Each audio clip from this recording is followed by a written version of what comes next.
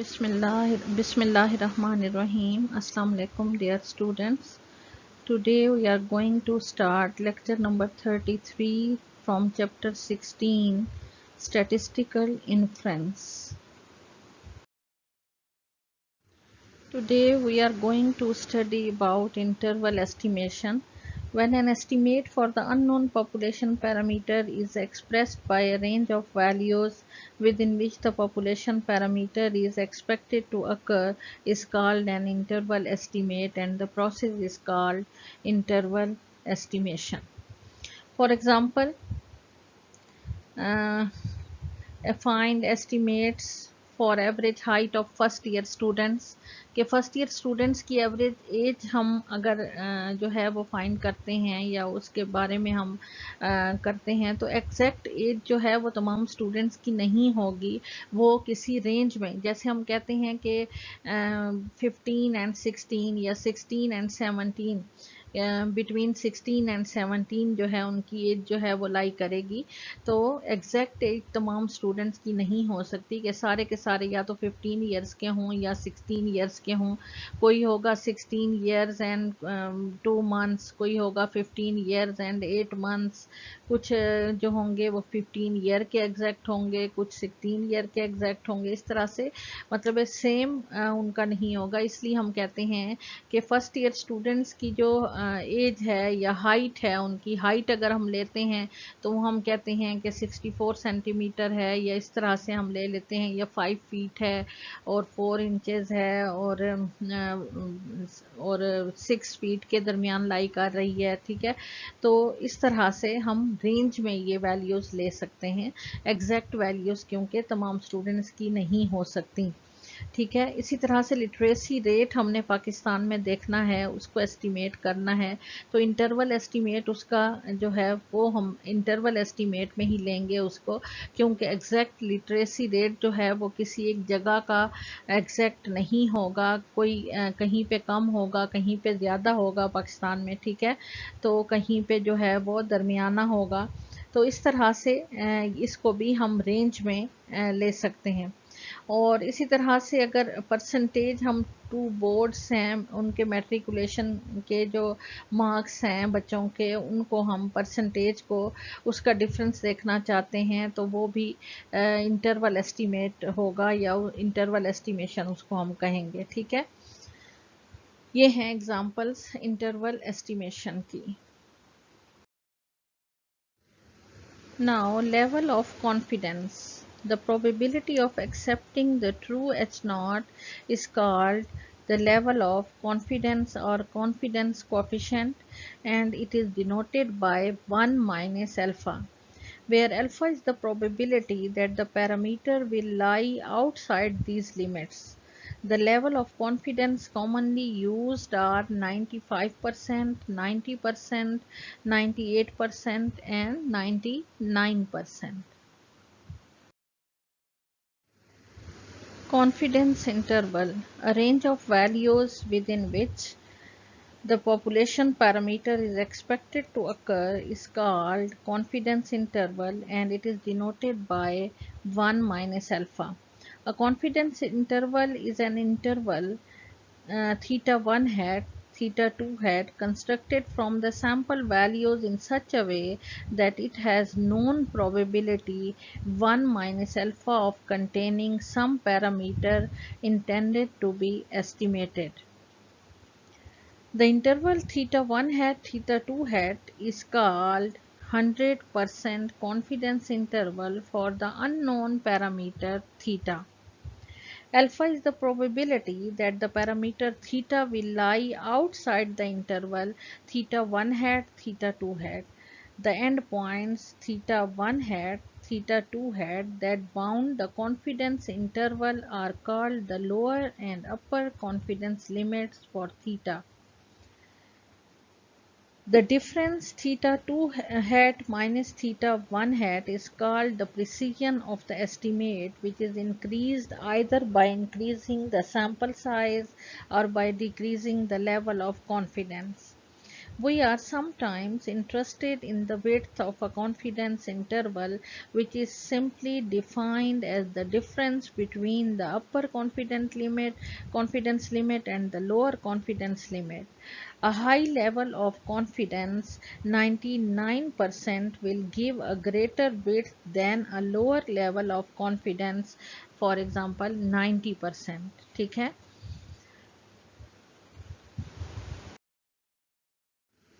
Confidence limits. The two endpoints of the confidence interval are called confidence limits. One is lower limit and the other is upper limit. Now, confidence interval for mu when n is greater than or equal to 30 and sigma known. X bar plus minus z alpha by 2 sigma over under root n, where z alpha by 2 is the critical value of z distribution, x bar is the sample mean, sigma is the population standard deviation, and n is the sample size. Let a random sample x1, x2 up to so on xn of size n is drawn from a normal population with unknown mean mu and known standard deviation sigma. Then the sampling distribution of x bar is also normal with mean mu and standard error sigma x bar is equal to sigma over under root n, and z is equal to x bar minus mu over sigma over under root n is standard normal variate. Z is the standard normal variate with mean 0 and unit variance. ये आप पीछे पढ़ चुके हैं normal distribution के chapter में. And probability of z lies between minus z alpha by 2 and z alpha by 2 is equal to 1 minus alpha. 1 minus alpha is the confidence level. ठीक है. एंड अब इसमें इस इनइक्वालिटी में हम क्या करेंगे, z की वैल्यू जो है x bar minus mu over sigma और अंडर रूट n ये पुट कर देंगे. ठीक है. अब इसको वैल्यू को हमने z की जगह उसकी वैल्यू को पुट कर दिया इस इनइक्वालिटी में. Multiplying all the terms inside the bracket by sigma over under root n.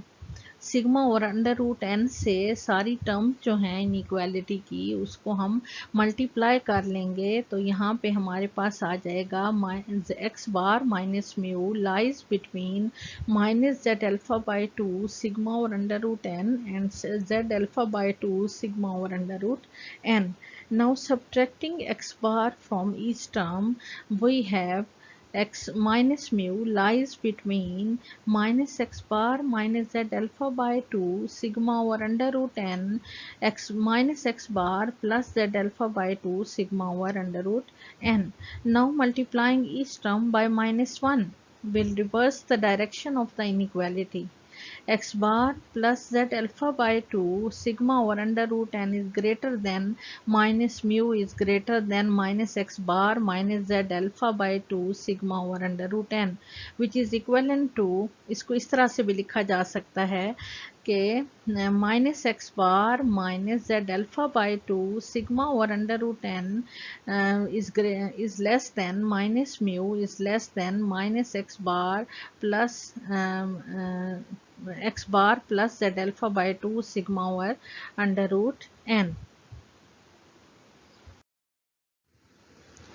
Putting this in the probability statement, we get mu lies between x bar minus z alpha by 2 sigma over under root n and x bar plus z alpha by 2 sigma over under root n is equal to 1 minus alpha.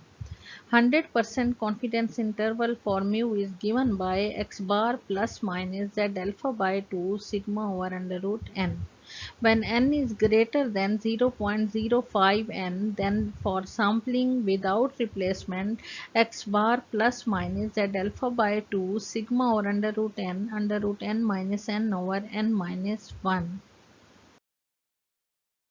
Confidence interval for mu when n is greater than or equal to 30 and sigma unknown. देखें, आपने ये condition याद रखनी है कि पहले तो condition क्या थी कि n is greater than equal to 30 and sigma known हो। सिग्मा जब नॉन होगा तो फिर यहाँ पे सिग्मा लगेगा, ठीक है। लेकिन n इज़ ग्रेटर दैन 30 है और ग्रेटर दैन इक्वल टू, और सिग्मा जो है वो अननोन है, तो तब सिग्मा की जगह यहाँ पे सिंबल जो यूज़ होगा कॉन्फिडेंस इंटरवल में वो s यूज़ होगा, लेकिन लगेगा z डिस्ट्रीब्यूशन, क्योंकि n is greater than equal to 30 है, ठीक है। तो z डिस्ट्रीब्यूशन ही इसमें यूज़ होगी और n जो है क्योंकि ग्रेटर दैन इक्वल टू 30 है और सिग्मा अननोन है, तो सिग्मा की जगह यहाँ पे सिंबल आ जाएगा s, ठीक है। Where x bar plus minus Z alpha by 2 s over under root n is the confidence interval for mu when n is greater than equal to 30 and sigma unknown. X bar is the sample mean, S is the sample standard deviation, N is sample size, and Z alpha by 2 is the critical value of Z distribution. Also 100% confidence interval for mu when sigma is unknown but N is greater than 30. Probability of mu lies between X bar minus Z alpha by 2 S over under root N and x bar plus z alpha by 2 s over under root n is equal to 1 minus alpha. इसको इस तरह से भी लिखा जा सकता है और इसको नेक्स्ट जो शॉर्ट फॉर्म है उससे भी लिखा जा सकता है, x bar plus minus z alpha by 2 s over under root n, एक ही बात है। Now confidence interval for mu when n is less than 30 and sigma known. पहले तो हमने कंडीशन कही कि n इज़ ग्रेटर देन 30 हो और सिग्मा नॉन हो, तो तब भी सिग्मा लगेगा, और अगर n जो है वो ग्रेटर देन 30 हो और सिग्मा अननोन हो तो लगेगी z डिस्ट्रीब्यूशन ही, लेकिन उसमें सिग्मा की जगह सिंबल कौन सा यूज़ होगा, s का यूज़ होगा, ठीक है। तो अगर n जो है वो लेस देन 30 है, ठीक है, लेकिन सिग्मा नॉन है, तीसरी कंडीशन ये है, ठीक है, तो तब भी हम confidence interval is written as x bar plus minus Z alpha by 2 sigma over under root n, ठीक है। तब भी इसमें जी डिस्ट्रीब्यूशन ही यूज होगी, बेशक एन लेस देन 30 है लेकिन सिग्मा नॉन है, सिग्मा को हमने ज़्यादा कंसीडर करना है और दोनों चीज़ों को देखना है, एन को भी देखना है। Where x bar is the sample mean, sigma is population standard deviation, n is sample size and Z alpha by 2 is the critical value of z distribution. Now example 16.2 from your book on page 198. Given a random sample of 25 observations from a normal population for which mean is unknown and sigma is equal to 5. Suppose the sample mean is found to be x bar is equal to 45. Find first 95% and second 99% confidence interval for the population mean mu. ठीक है। अब इसमें देखें, आपके पास जो confidence interval होता है for population mean mu when sigma is known, अब इसमें n तो लेस देन 30 है लेकिन सिग्मा की वैल्यू देखें नोन है, उन्होंने सिग्मा दिया हुआ है हमें, ठीक है। तो इसमें अब z डिस्ट्रीब्यूशन ही लगेगी और सिग्मा ही सिंबल इसमें यूज होगा। क्या होगा, X bar minus Z alpha by 2 sigma और under root n and X bar plus 1 Z alpha by 2 sigma और अंडर रूट n, ठीक है। अब z अल्फा बाय 2 हमने कैसे फाइंड करना है, हमें 95% के लिए पहले देखना है। 1 माइनस अल्फा हमारा किसके इक्वल है, 95% है, जो कि इक्वल होता है 0.95। अब 0.95 जो है इसको alpha is equal to 1 minus 0.95 हो जाएगा, ठीक है, और वो हमारे पास आ जाएगा 0.5, ठीक है। और इसको फिर हम 2 पे डिवाइड करेंगे तो ये हमारे पास आ जाएगा 0.025। अब इस z 0.025 को हम 0.5 में से माइनस करेंगे तो ये हमारे पास वैल्यू आ जाएगी, इसकी हमारे पास वैल्यू आएगी 0.475, ठीक है। तो हम इस 0.475 को नॉर्मल डिस्ट्रीब्यूशन का जो एरिया टेबल था उस चैप्टर में, उसमें हम इसको इन्वर्स ढूंढेंगे। कि 0.475 कहाँ पे लाई कर रहा है, तो ये हमारी वैल्यू जो है ये 1.9 और 6 के कॉलम में ये लाई कर रही है वैल्यू। तो हमारी z अल्फ़ा बाई 2 क्या आ गया है 1.96। ठीक है, अब हमने z अल्फ़ा बाई 2 की जगह हमने क्या लिखनी है वैल्यू 1.96। ठीक है, तो हमारा कॉन्फिडेंस इंटरवल क्या बन जाएगा x bar plus minus 1.96 sigma over under root N. अब इसमें x बार की वैल्यू क्या दी हुई है 45, तो 45 माइनस प्लस माइनस 1.96 और सिग्मा की वैल्यू है 5 divided by under root n जो है n 25 दिया हुआ है। ठीक है, तो इसको सॉल्व करेंगे, एक दफ़ा माइनस करेंगे वैल्यू और एक दफ़ा प्लस, तो हमारे पास लोअर लिमिट माइनस करने से आ जाएगी 43.04 और प्लस करने से अपर लिमिट आएगी 46.96। सेकेंड इसमें जो हमने फाइंड करना है वो है 99% कॉन्फिडेंस इंटरवल। ठीक है, अब इसमें बाकी सारी चीज़ें तो वही हैं लेकिन z अल्फ़ा बाई 2 की वैल्यू चेंज हो जाएगी। अब 1 माइनस अल्फ़ा हमारे पास है 99%। ठीक है, अब 99% का क्या मतलब है 0.99, तो अल्फ़ा क्या हो जाएगा 1 माइनस 0.99, ये हमारे पास आ जाएगा 0.01। अब हमें अल्फ़ा की वैल्यू तो 0.01 आ गई, हमें अल्फ़ा बाय 2 चाहिए, तो इसको 2 पे डिवाइड करेंगे 0.01 को, तो ये हमारे पास आ जाएगा 0.005। ठीक है, अब इसको 0.5 में से हम माइनस करेंगे क्योंकि टेबल में वैल्यू 0 टू z तक की वैल्यूज होती हैं। ठीक है, तो एक साइड है 0.5 में से इसको 0.005 को माइनस करेंगे तो हमारे पास वैल्यू आती है 0.495। अब इसको उस टेबल में एरिया टेबल में हम इनवर्स ढूंढेंगे कि कहाँ पे ये लाई कर रही है। 2.5 के सामने 8 के कॉलम में ये वैल्यू लाई कर रही है, तो हमारी z अल्फ़ा बाय 2 की वैल्यू कौन सी आ गई प्लस माइनस 2.58। ठीक है, तो अब z अल्फ़ा बाय 2 की जगह हमने कौन सी वैल्यू पुट करनी है 2.58 हमने एरिया टेबल से जो है वैल्यू हमने ले ली। अब कॉन्फिडेंस इंटरवल हमारे पास क्या है x bar plus minus z alpha by 2 sigma over under root n. ठीक है, अब x बार हमारे पास है 45 minus plus minus z alpha by 2 की वैल्यू आई है 2.58, सिग्मा की वैल्यू है 5 और अंडर रूट n की जगह आ जाएगा 25। इस सारे को सॉल्व करने के बाद एक दफ़ा माइनस करेंगे वैल्यू, एक दफ़ा प्लस, तो हमारे पास ये 2 लिमिट्स आ जाएंगी। लोअर लिमिट आती है 42.42 और अपर लिमिट हमारे पास आ रही है 47.58। ठीक है, now the next example is 6.3 from your book on page 198.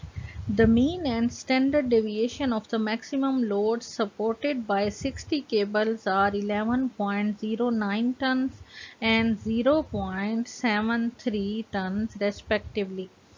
Find 95% and 99% confidence interval for the mean of the maximum loads of all cables produced by the company.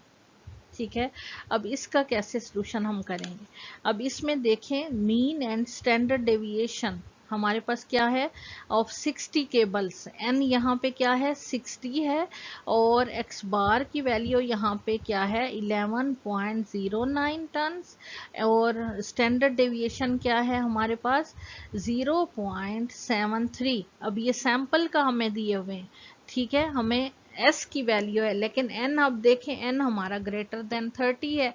ठीक है, 60 दिया हुआ है तो यहाँ पे लगेगी z डिस्ट्रीब्यूशन, लेकिन सिग्मा की जगह हम जो सिंबल यूज करेंगे वो क्या होगा s होगा। ठीक है, तो हमारे पास ये सारी वैल्यूज हैं, पहले डाटा हम लिख लेते हैं। s हमारे पास 0.73, x bar 11.09, n is equal to 60 और हमने पहले फाइंड करना है 95% confidence interval. 1 1 minus alpha is equal to 0.95, तो अल्फ़ा हमारे पास 1 माइनस 0.95 0.05 आ जाएगा। अल्फ़ा बाय 2 जो है 0.05 डिवाइडेड बाय 2 0.025 आ जाएगा। इसको 0.5 में से माइनस करेंगे तो 0.475 आएगा, और 0.475 को हम टेबल में ढूंढेंगे तो हमारे पास वैल्यू आती है 1.96। ठीक है, तो z अल्फ़ा बाय 2 हमारे पास आ गया 1.96। अब हमने कॉन्फिडेंस इंटरवल में z अल्फ़ा बाय 2 की वैल्यू भी पुट करनी है और बाकी वैल्यूज़ भी। हमारे पास जो कॉन्फिडेंस इंटरवल है वो है x bar plus minus z alpha by 2 s over under root n। x bar की वैल्यू 11.09 है, plus minus z alpha by 2 की वैल्यू 1.96, s की value 0.73 divided by under root n, n की value है 60। तो एक दफ़ा माइनस करेंगे, एक दफ़ा प्लस करेंगे, हमारे पास दो लिमिट्स आ जाती हैं। लोअर लिमिट है 10.91 और अपर लिमिट है 11.27। अब सेकंड इसमें हमने 99% के लिए हमने कॉन्फिडेंस इंटरवल हमने फाइंड करना है फॉर मीन। तो 99% का क्या मतलब है, 1 minus alpha is equal to 99% किसके इक्वल है, 0.99 के। तो अल्फ़ा हो जाएगा, alpha is equal to 1 minus 0.99, ये हमारे पास वैल्यू आ जाएगी 0.01। अब हमें अल्फ़ा बाय 2 चाहिए, तो 0.01 को डिवाइड कर देंगे 2 पे, तो हमारे पास ये वैल्यू आ जाएगी 0.005। ठीक है, और इसको 0.5 में से माइनस करेंगे तो ये वैल्यू आती है 0.495। अब इस 0.495 को एरिया टेबल में हम इन्वर्स ढूंढेंगे तो हमारे पास z अल्फ़ा बाय 2 की वैल्यू आती है 2.58। ठीक है, अब हमने क्या करना है, हमारे पास कॉन्फिडेंस इंटरवल है x bar plus minus z alpha by 2 s over under root n। ठीक है, ये कॉन्फिडेंस इंटरवल है, तो इसमें हम सारी वैल्यूज़ पुट कर देंगे। x बार है 11.09 प्लस माइनस ये हमारे पास जो वैल्यू आई है ये है z अल्फ़ा बाय 2 की 2.58 और s की वैल्यू है 0.73 ओवर अंडर रूट n है 60। तो ये एक दफ़ा माइनस करेंगे, एक दफ़ा प्लस, हमारे पास ये दो लिमिट्स आ जाएंगी। लोअर लिमिट है 10.85 और अपर लिमिट आ रही है 11.33। The next example is 16.4 on page 199. The question is to estimate the average weekly income of unskilled workers in a large city. An investigator collects weekly income data from a random sample of 75 unskilled workers. The mean and standard deviation are found to be rupees 127 and rupees 15 respectively. Compute 90% and 80% confidence interval for the mean weekly income. अब इसका solution देखें। सबसे पहले तो हम data लिखेंगे। x bar हमारे पास है 120, 127 और n हमारे पास है 75 और स्टैंडर्ड डेविएशन हमें दिया हुआ है 15। ठीक है, स्टैंडर्ड डेविएशन हमें दिया हुआ है 15। हमने फाइंड करना है 90% confidence interval. 1 minus alpha is equal to 90%। तो 1 माइनस अल्फ़ा किसके इक्वल होगा, 90% किसके इक्वल होता है, 0.90 के। ठीक है, तो alpha is equal to 1 minus 0.90, ये हमारे पास आ जाएगा वैल्यू। फिर उसको हमने 2 पे डिवाइड करनी है, जो भी वैल्यू आती है उसको 2 पे डिवाइड करने के बाद हम उसको 0.5 में से माइनस करेंगे। 0.05 आती है, जो कि 0.5 में से माइनस करेंगे तो हमारे पास वैल्यू जो है वो आती है, उसको हम इनवर्स एरिया टेबल में देखेंगे तो हमारे पास वैल्यू आती है 1.645। ठीक है, 1 पॉइंट हमारे पास वैल्यू आती है 0.45। ठीक है ना, उसको पहले हमने अल्फ़ा किसके इक्वल है, 1 माइनस 0.90। ठीक है, वो हमारे पास आई वैल्यू 0.1। 0.1 को हमने 2 पे डिवाइड किया तो हमारे पास वैल्यू आ गई 0.05। उसको 0.5 में से माइनस करेंगे तो 0.45 आ जाएगी। फिर उसको इनवर्स हम टेबल में ढूंढेंगे कि कहाँ पे ये वैल्यू लाई कर रही है, तो वो वैल्यू 1.64 और 1.6 1.65 के कॉलम में आ रही है वैल्यू, तो दोनों का हम मीन ले लेंगे तो हमारे पास z अल्फा बाई 2 आ जाएगा 1.645। ठीक है, अब हमारे पास जो कॉन्फिडेंस इंटरवल है it is x bar plus minus z alpha by 2 s over under root n। ठीक है, तो यहाँ हम तमाम वैल्यूज को पुट कर देंगे। x बार हमारे पास 127 है, plus minus z alpha by 2 1.645, और s की वैल्यू है हमारे पास 15 और अंडर रूट n है हमारे पास 75। ठीक है, तो यहाँ एक दफ़ा माइनस करेंगे एक दफ़ा प्लस करेंगे वैल्यूज़ को, तो हमारे पास दो लिमिट्स आ जाएंगी। लोअर लिमिट 124.15 के इक्वल है और अपर लिमिट 129.85 के इक्वल आ जाएगी। ठीक है, तो नेक्स्ट हमने इसमें 80% कॉन्फिडेंस इंटरवल फाइंड करना है। तो 80% 1 माइनस अल्फ़ा जो है वो 0.80 हो जाएगा। 0.80 जो है उसको 1 में से माइनस करेंगे तो 0 और उसको 2 पे डिवाइड करेंगे तो हमारे पास ये वैल्यू 0.10 आ जाएगी। फिर उसको हमने 0.5 में से माइनस करना है, जो भी वैल्यू आती है उसको टेबल में ढूंढेंगे तो z अल्फ़ा बाई 2 1.28 आ रही है हमारे पास वैल्यू, और ये हम z अल्फ़ा बाई 2 की जगह इसको पुट कर देंगे। बाकी तमाम वैल्यूज़ को पुट करेंगे तो एक दफ़ा माइनस करेंगे एक दफ़ा प्लस, तो दो लिमिट्स हमारे पास आ जाएंगी। लोअर लिमिट आ रही है 124.78 और अपर लिमिट आ रही है 129.22। Question number 16.4 from your exercise on page 213. The question is, find a 95% confidence interval for the mean of a population if a sample of 25 values gave a mean of 83, here sigma is equal to 7। अब इसमें देखें n जो है वो less than 30 है। ठीक है, लेकिन सिग्मा जो है वो नॉन है, सिग्मा उन्होंने दिया हुआ है, सिग्मा इज इक्वल टू 7। ठीक है, तो डेटा हम लिख लेंगे, एन हमारे पास 25 है, एक्स बार 83 है, सिग्मा की वैल्यू है 7। ठीक है, 95% कॉन्फिडेंस इंटरवल हमने फाइंड करना है। 1 minus alpha is equal to, ये साइड पे मैंने आपको सॉल्व करके बताया है, 1 minus alpha is equal to 95% which is equal to 0.95। तो अल्फा क्या हो जाएगा, 1 माइनस 0.95 इज इक्वल टू 0.05। तो अल्फा बाई 2 क्या होगा, 0.05 डिवाइडेड बाई 2, ये आपके पास आ जाएगा 0.025। अब इसको 0.5 में से माइनस करेंगे तो ये हमारे पास 0.475 ये वैल्यू आती है। इसको इनवर्स टेबल में ढूंढेंगे तो ये हमारे पास वैल्यू आती है z अल्फा बाई 2 की 1.96। कॉन्फिडेंस इंटरवल है हमारे पास x bar minus z alpha by 2 sigma और under root n and x bar plus z alpha by 2 sigma और अंडर रूट n। ठीक है, और इसको फर्दर हम इस तरह से भी लिख सकते हैं, x bar plus minus z alpha by 2 sigma और अंडर रूट n। ठीक है, x बार हमारे पास 83 है, plus minus z alpha by 2 1.96, sigma की वैल्यू 7 है, अंडर रूट n की वैल्यू है 25।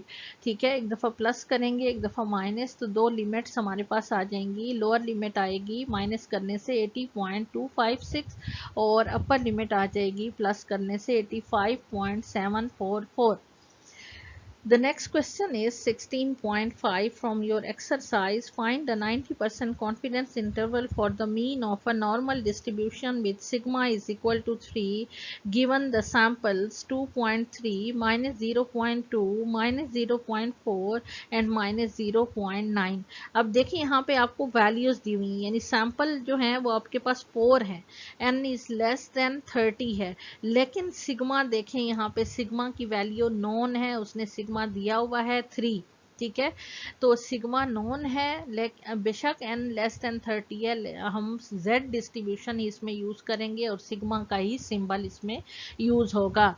अब इसके लिए हमें x बार की वैल्यू, x दिया हुआ है तो x बार हमने कैलकुलेट करना है।